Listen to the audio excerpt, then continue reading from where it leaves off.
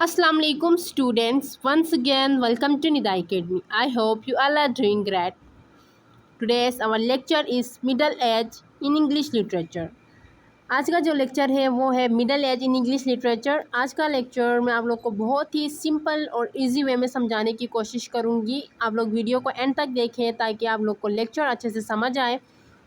तो आज का जो लेक्चर है हम उसमें देखेंगे कि मिडल एज का क्या इन्फ्लुएंस रहा इंग्लिश लिटरेचर में, यानी इस दौर में इंग्लिश लिटरेचर ने कितना ग्रो किया, क्या कुछ लिखा गया, वो सब कुछ हम इसमें देखेंगे। सबसे पहले हम देखेंगे middle age in English literature, then हम पढ़ेंगे एंग्लो नॉर्मन पीरियड, उसके बाद age of Chaucer, and then main themes of middle age, main writers of middle age, and last main works of middle as.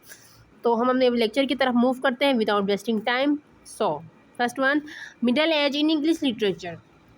The middle age in English literature lasted from the 5th to the late 15th century. जो middle English literature के अंदर middle age का जितना period रहा, जितना timeline था, वो 5th to late 15th century तक ये मिडल एज रही इंग्लिश लिटरेचर के अंदर। Most writing focused on religion, morals and heroic deeds. इसमें जो ज़्यादातर राइटिंग्स तहरीरें हुई वो ज़्यादातर फोकस करती थी रिलीजन, मॉरल्स और हीरोइक डीड्स पर, यानी मजहब, इखलाकियात और हीरोज़ की कहानी पर ज़्यादा फोकस करती थी। Common themes include God, faith, chivalry and loyalty. जो इसमें कॉमन थीम्स थे वो थे God, faith, chivalry and loyalty. Literature was written in old English and later in middle English. Literature जितना भी लिखा गया वो शुरू में ओल्ड इंग्लिश में लिखा गया, लेकिन बाद में फिर मिडल इंग्लिश में लिखना स्टार्ट हो गया। Famous work from this period include the Canterbury tales. जो फेमस वर्क था इस पीरियड का वो था द कैंटरबरी टेल्स। तो हम देखेंगे मिडल, आगे मैं आपको बताऊंगी कि द कैंटरबरी टेल्स किन राइटर ने लिखा है, इसमें इसका क्या है, मैं आपको कैंटरबरी टेल के बारे में भी थोड़ा कुछ बताऊँगी। Stories often had lesson about good behaviour and Christian values. जो ज़्यादातर कहानीज होती थी वो गुड बिहेवियर और क्रिश्चियन वैल्यूज़ के बारे में होती थी। तो ये था मिडल एज का इंट्रोडक्शन। अब हम आगे देखते हैं Anglo Norman period. Anglo Norman period को पढ़ने से पहले मैं आपको बताऊंगी एंग्लो नॉर्मन क्या थे, वो कहाँ से आए थे, इनका क्या रहा, इनका मिडल एज के अंदर क्या था, वो सब कुछ मैं आपको बताऊंगी। अच्छा, the Anglo Norman period began after the Norman conquest in 1066। Anglo Norman period कब से स्टार्ट हो गया? जब 1066 में नॉर्मन कॉन्क्वेस्ट हुआ। तो देखो जो मिडल एज की टाइम लाइन थी वो थी 5th to late 15th century. तो ये 1066, तो ये इसी मिडल एज का पार्ट है। It is the part of middle age in English literature, history and literature, यानी कि ये मिडल एज का ही पार्ट है। History and literature, English history and literature में ये मिडल एज का ही पार्ट है। तो मैं आपको अभी बताऊंगी एंग्लो नॉर्मन्स क्या थे। 14 अक्टूबर के बाद इंग्लैंड में क्या हुआ, सोशल कल्चर और पॉलिटिकल चेंज आया था। तो नॉर्मन लोग कहाँ थे, कौन थे, कहाँ से आए थे और क्यों उन्होंने इंग्लैंड पर हमला किया, वो सब मैं आपको भी बताऊंगी। देखो, अच्छा, नॉर्मन जो थे ना वो लुटेरो की एक ट्राइब होती थी जिनको हम वाइकिंग्स कहते हैं, जो इंग्लैंड पर हमला करने आए थे, बसने नहीं। वो वहाँ बसने नहीं, वो सिर्फ हमला करने आए थे। ये डायरेक्ट इंग्लैंड में नहीं आए थे, वो पहले फ्रांस में आए थे। उन्होंने फ्रांस पर कब्जा किया था और वहाँ पर उन्होंने फ्रांस का कल्चर अडॉप्ट किया था। मतलब फ्रांस के लोगों के साथ इतना घुल मिल गए थे कि उनकी ज़बान भी वो सीख गए थे, उनका कल्चर उन्होंने अडॉप्ट किया था। अच्छा, वो उन्होंने फ्रांस में भी कहाँ पर कब्जा किया था? नॉर्थर्न एरिया में, नॉर्दर्न जो एरियाज होते थे वहाँ पर उन्होंने कब्जा किया था। तो उस वक्त के जो फ्रांस के लोकल लोग थे उनको नॉर्मन्स कहते थे, बिकॉज शायद इसलिए क्योंकि वो नॉर्थ डायरेक्शन से आए थे, इसलिए इनको शायद नॉर्मन्स कहा गया। फ्रेंच के लोग, देन इनका नाम नॉर्मन ही पड़ गया। और ये लोग लड़ने में बहुत माहिर थे, बहुत ही माहिर। हालांकि ये फ्रेंच के साथ रहे, घुल मिल गए, कल्चरल अडॉप्ट किया, वहाँ के लोगों से शादियाँ की, लेकिन फिर भी ये लड़ना नहीं भूले, इन्होंने लड़ना नहीं छोड़ा। अच्छा, जब ये इंग्लैंड में आए तो वहाँ पर जो उस टाइम के जो इंग्लैंड के किंग थे उन्होंने भी इनसे लड़ने से इनकार किया। मतलब इनकार तो नहीं किया, लेकिन उन्होंने लड़ने से गुरेज किया और उन्होंने कहा अगर आप लोग को रहने की जगह चाहिए, आप लोग को, मैं आप लोग को जगह दे दूँगा। तो उन्होंने उनको वहाँ पर जगह दे दी, वो वहाँ पर रहे। और जब इंग्लैंड में आए तो उनका बहुत ही मतलब इन्फ्लुएंस रहा, इन्होंने वहाँ पर किंगडम भी हासिल कर ली। और इस तरह से उन्होंने क्या किया, जो फ्रेंच लैंग्वेज थी उसको ऑफिशियली यूज़ करना स्टार्ट किया। और इन्होंने फ्रेंच लैंग्वेज को, क्योंकि वो फ्रांस से आए थे, उनको फ्रेंच लैंग्वेज आती थी, तो उन्होंने फ्रेंच लैंग्वेज को ऑफिशियली यूज़ करना स्टार्ट किया। लेकिन वहाँ के जो आम लोग थे वो नॉर्मन इंग्लिश बोलते थे। दोनों लैंग्वेजेस जब आपस में मिली तो एंग्लो नॉर्मन लैंग्वेज आया। दैट्स वाई इनका नाम एंग्लो नॉर्मन पड़ गया। अच्छा, during this time French influence was strong in England. इस टाइम में फ्रेंच का बहुत ही इन्फ्लुएंस रहा इंग्लैंड पर। अच्छा, literature was written in Anglo Norman French, Latin and gradual and middle English. और जो लिटरेचर भी लिखा गया उस दौरान वो भी एंग्लो नॉर्मन फ्रेंच और लैटिन में लिखा गया, और उसके बाद फिर आहिस्ता आहिस्ता मिडल इंग्लिश में लिखना स्टार्ट हो गया। अच्छा, जब 1066 से लेकर 1200 तक जो ओल्ड इंग्लिश थी ना, वो बिल्कुल मतलब एक तरह से उसका ख़त्म ही हो गया था, वो सो ही गई थी। लेकिन उसके बाद जब 1200 के बाद 1200 के बाद वो फिर से जब आई, जब जागी, तो वो बहुत काफ़ी बदल चुकी थी। उसकी जो लैंग्वेज थी वो मतलब काफ़ी तब्दील हो चुकी थी, वो मिडल लैंग्वेज बन चुकी थी। Common themes include शिवलरी, romance, religion and cultural life. जो इसमें एंग्लो नॉर्मन पीरियड की भी जो मेन थीम्स, कॉमन थीम्स रहे थे, वो शिवलरी, रोमांस, रिलीजन भी रहे थे। It help shape middle English literature. इसने मिडल इंग्लिश लिटरेचर को शेप करने में भी बहुत हेल्प किया। तो ये एंग्लो नॉर्मन पीरियड था। अब इसके बाद है age of Chaucer. Age of Chaucer भी मिडल एज का ही पार्ट रहा है। अब हम एज ऑफ चौसर को पढ़ते हैं। चौसर, एज ऑफ चौसर के नाम से आप लोगों ने पिक किया होगा कि मैं किस बारे में बताना चाह रही हूँ। और चौसर का नाम सुन के तो आप लोग को अंदाज़ा हो गया होगा कि चौसर एक बड़ा ग्रेट नाम था इंग्लिश लिटरेचर के अंदर, और अब भी है। The age of Chaucer refers to the period from 1340 to 1400। जो एज ऑफ चौसर था वो कहाँ से कहाँ तक रहा? 1340 टू 1400 एज ऑफ चौसर रहा, यानी कि Geoffrey Chaucer. It is named after Geoffrey Chaucer, the greatest English poet of that time.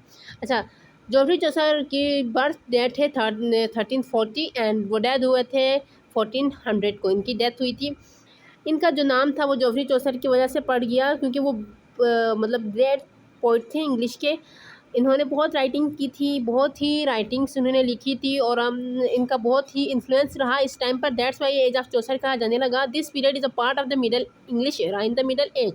ये भी मिडल एज का ही पार्ट था, ये पीरियड भी मिडल एज का ही पार्ट था। It was a time of social, political and religious changes in England. इस टाइम में भी इंग्लैंड में बहुत ही सोशल, पोलिटिकल और रिलीजियस चेंजेस आई। Literature began to focus more on real life, human nature and society. Literature जो Chaucer ने लिखा उसमें ज़्यादा बहुत ही मतलब रियल लाइफ, ह्यूमन नेचर और सोसाइटी को फोकस किया जाने लगा, ना कि मतलब मिडल एज की तरह रिलीजन, गॉड, हीरोइज्म की तरह नहीं, बल्कि रियल लाइफ, ह्यूमन नेचर और सोसाइटी को फोकस किया गया। Chaucer most famous work is the Canterbury Tales, which show different characters from all levels of society. जो चौसर का फेमस वर्क था वो था द कैंटरबरी टेल्स, जो कि मतलब सोसाइटी के मुख्तलिफ लेवल्स के कैरेक्टर्स को दिखाता है। अब अच्छा, मैं अब आपको कैंटरबरी टेल का थोड़ा इंट्रोडक्शन देती हूँ। तो कैंटरबरी टेल जो है वो एक इनकम्प्लीट वर्क है, यानी कि ये जोफ्री चौसर ने इसमें मतलब 120 स्टोरीज़ को लिखने का इन्होंने प्लान किया था, लेकिन अनफॉर्चुनेटली वो ये काम पूरा ना कर सके। इनकी डेथ से पहले वो ये अपना काम कंप्लीट ना कर सके। सिर्फ 24 स्टोरीज़ ही वो लिख पाए, और इसमें सोशल क्लास को ज़्यादा फोकस किया गया, यानी कि हर तरह के कैरेक्टर्स के ज़रिए उन्होंने दिखाया सोशल क्लास को। अमीर, गरीब, किसान, ताजिर सब दिखाए गए, और इनका फ़र्क भी दिखाया कि किस तरह से हर इंसान को ट्रीट किया जाता है। तो ये कैंटरबरी टेल का मैंने आप लोग को डिटेल दे दिया कि ये एक इनकम्प्लीट वर्क है, और ये इसमें 120 कहानियाँ लिखने का प्लान किया था, बट अनफॉर्चुनेटली चौसर की डेथ की वजह से वो कंप्लीट ना कर पाए। अच्छा, English started to become a popular language for writing, replacing Latin and French. Latin और फ्रेंच को हटाकर इन्होंने इंग्लिश में ज़्यादा फोकस किया, तो इंग्लिश पॉपुलर लैंग्वेज बन गई। इन्होंने क्योंकि ज़्यादा वर्क लिखे थे वो इंग्लिश में ही लिखे थे, तो दैट्स वाई इंग्लिश बहुत एक कॉमन लैंग्वेज बन गई बहुत। लेकिन वो फ्रेंच से हट गए वो। दिस एज हेल्प ले the foundation for the renaissance in English literature. इस एज के बाद फिर जो रेनेसां आया उसमें भी रेनेसां जो इंग्लिश लिटरेचर आया था उसमें भी बहुत फोकस मदद मिली इस एज से, एज ऑफ चौसर के ज़रिए। अच्छा, इसके बाद है main themes of middle age. Main themes of middle age में जो फर्स्ट वन है religion. Main themes of middle age are religion and God. Most stories focused on faith, the Bible and the church. मतलब ज़्यादातर स्टोरीज़ में Bible, church और religion और God के बारे में लिखा गया था। Good versus evil, tales showed the fight between right and wrong or saints versus साइनर्स। मतलब जो कहानियाँ होती थी उनमें अच्छाई और बुराइयों का फ़र्क बताया गया था। Chivalry and knighthood stories praise brave knights, loyalty and helping the weak. बहुत सी राइटिंग्स में लोगों को मतलब उन्होंने जो ब्रेव नाइट्स, बहादुर सिपाही वगैरह होते थे, उनको सराहा था, उनकी बहादुरी, उनकी वफ़ादारी, और जो कमज़ोर तबके के लोग होते थे उनकी मदद करने को भी उन्होंने मतलब सराहा था। इस तरह की उन्हों की मतलब ज़्यादा राइटिंग्स होती थी। Heroism, fought monsters enemies are defend their land like in the बियो, मतलब उन हीरोइज्म के बारे में, मतलब हीरोइज्म भी ज़्यादा थीम पाया जाता था, क्योंकि जो हीरोज होते थे वो अपने वर्ल्ड के, अपने ज़मीन के लिए लड़ते थे, तो उनके बारे में भी ज़्यादा लिखते थे, उनकी हिम्मत को भी ज़्यादा सराहते थे। अच्छा, morality and lessons, many writings taught people how to live a good honest life. बहुत सी राइटिंग लोगों को अच्छी और जो ईमानदारी ज़िंदगी होती है वो किस तरह से गुजारने उस तरह का तरीका ज़्यादा सिखाती थी। Love and courtship, some stories talked about romantic and noble love, मतलब कुछ कहानियों में रोमांटिक लव के बारे में बताया गया था, लव रोमांस वगैरह के बारे में भी। Loyalty and honour, being faithful to the king god are one's duty was a big idea. अच्छा, बादशाह खुदा या अपनी जिम्मेदारी को मतलब अच्छे से निभाना भी एक अहम तस्वुर समझा जाता था। Life and death writing often reminded people about the shortness of life and heaven versus hello. अच्छा, जो ज़्यादातर राइटिंग होती है उसमें लोगों को ज़िंदगी और मौत के बारे में बताया जाता है कि ज़िंदगी कितनी मुख्तसर है, और उनको हेवन और हेल के बारे में बताया जाता था। ये थे मेन थिंग्स। अब हम पढ़ते हैं main writers of middle as. Main writers of Middle Age में first one, here are the main writers of this age. First one is Dante Alighieri, Geoffrey Chaucer, Thomas Aquinas, William Langland. ये main writers थे middle age के। अब इनमें से हम एक को डिटेल में डिस्कस करते हैं। जॉफ्री चौसर, जो बहुत ही फेमस थे उस एज के। Geoffrey Chaucer was a famous English writer of the middle age, known is the father of English literature. Geoffrey Chaucer बहुत ही फेमस राइटर थे इंग्लिश मिडल एज के, और इनको मतलब फादर ऑफ इंग्लिश लिटरेचर कहा जाता है, क्योंकि इनके वर्क्स इतने फेमस थे, इनका इतना इन्फ्लुएंस रहा इंग्लिश लिटरेचर पर, दैट्स वाई इसको फादर ऑफ इंग्लिश लिटरेचर कहा जाता है। और मिडल एज के तो ये बहुत ही फेमस थे। His famous most well known work is the Canterbury Tale, a series of stories told by pilgrim on a journey. अच्छा, इसका जो फेमस वर्क था वो कैंटरबरी टेल था, जो कि एक सीरीज़ है। पिलग्रिम जो जर्नी पर जा रहे थे उनके ज़रिए बताई गई है। He help make English an important language for writing instead of just Latin और फ्रेंच। लैटिन और फ्रेंच को हटाकर इन्होंने इंग्लिश पर बहुत फोकस किया था और इसको एक इम्पॉर्टेंट लैंग्वेज बनाई थी राइटिंग के लिए। तो ये main writers of middle as हैं। अब इन्हीं राइटर्स के हम जो मेन वर्क्स हैं उनको देखते हैं। Main works of this writer इस फर्स्ट वन दांते एलिग्री के हम देखते हैं। इसका फर्स्ट फेमस वर्क है द डिवाइन कॉमेडी, और नेक्स्ट है ला विटा नोवा। अच्छा, उसके बाद जॉफ्री चौसर का main work as usual the Canterbury Tales, और उसके बाद ट्रायलस एंड क्रिसडे। अच्छा, थॉमस एक्विनिस का फेमस वर्क है सोमा थियोलॉजिका, और उसके बाद नेक्स्ट इसका फेमस वर्क है Summa Contra Gentiles. William Langland का फेमस वर्क है पियर्स प्लाउमैन। अच्छा, नेक्स्ट इसका फेमस वर्क है the vision of Piers the Plowman. तो ये था आज का हमारा लेक्चर। उम्मीद करती हूँ आप लोग को वीडियो समझ आ गई, लेक्चर समझ आ गया होगा। अगर मैंने सारे कंसेप्ट को क्लियर करने की कोशिश किया, middle age, Geoffrey Chaucer, Anglo Norman writers, themes, work, सबको मैंने आप लोगों को बहुत ही ईजी और सिंपल वे में समझाने की कोशिश की है। आप लोग को समझ आ गया होगा आई होप। अगर नहीं आए हैं, किसी भी तरह का कोई कन्फ्यूजन है, तो आप लोग कमेंट सेक्शन में ज़रूर पूछ सकते हैं। अच्छा, अगर आप लोग मेरे चैनल पर नए हैं तो मेरे चैनल को सब्सक्राइब ज़रूर करें, वीडियो को लाइक, कमेंट और शेयर ज़रूर करें। अपना बहुत सारा ख्याल रखें। मिलते हैं नेक्स्ट वीडियो में, तब तक के लिए अल्लाह हाफिज़।